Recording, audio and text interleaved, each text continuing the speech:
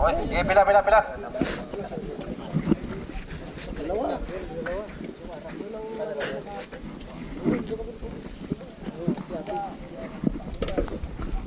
Dito ka.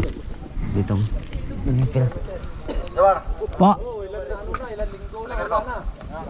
Hindi ka may sarap. Ano yung cup? Ah, hindi yung cup. May sarap, libertas. Usok dito.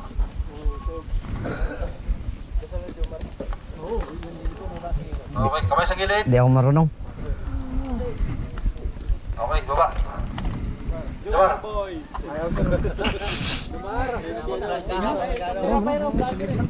Naiya ka, dalawa ni Paredes. Paredes, halika dito. Tara. May buntag. Alright. Ano, dalawa ni Paredes. Welcome to my vlog. Siya magdasal. Oh, may buntag mga kasama no. Magdasal mga tayo. Sa ngalan ng Ama, ng Anak, sa Diyos, Espiritu Santo. Amen. Amang makapangyarihan sa lahat, narito kami nagkatipon-tipon. Muling nagpasalamat sa lahat ng grasya na tanggap namin sa araw-araw. Salamat sa lakas, sa hininga, sa linaw ng aming paningin, sa pagkain sa araw-araw, na niisa sa amin ay hindi mo kami pinabayaan at pinagkulangan. Lord, gabayan mo kami sa araw-araw ng pagkatrabaho at ilayo sa anong oras kapahamakan at disgrasya. Kaawaan mo po ang bawat isa sa amin upang maging karapat-dapat sa iyo. Lord, hinihingi po namin aming kapatawaran sa ulit aming pagkakasala mula sa isip, sa salita at sa gawa at sa pagkukulang sa iyo.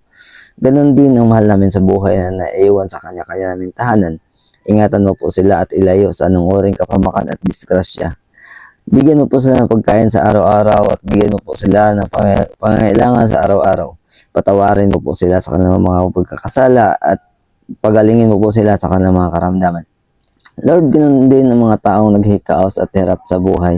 Mga taong may lubha ang karamdaman, mga taong naligaw ng landas at hindi nakakilala sa iyo. Mga taong walang sapat na pagkain at walang maayos na tirahan. Gabayan mo po sila sa araw-araw at ilayo sa anong oras kapahamakan at disgrasya. Patawarin mo po sila sa kanilang mga nagawang pagkakasala. Basbasan mo po sila upang magbalik loob na sa iyo. Lord, pagalingin mo po sila sa kanilang mga karamdaman at tanggalin mo sa amin ang makasarili at walang bahala sa iba. Ganon din ang namumuno sa proyektong ito. Ingatan mo po sila at ilayo sa anong oras kapahamakan at disgrasya. Bigyan mo po sila ng dagdag na lakas at linaw na isipan upang maituro sa amin ang tamang gawain at magampanan po namin ang kanya-kanya naming tungkulin.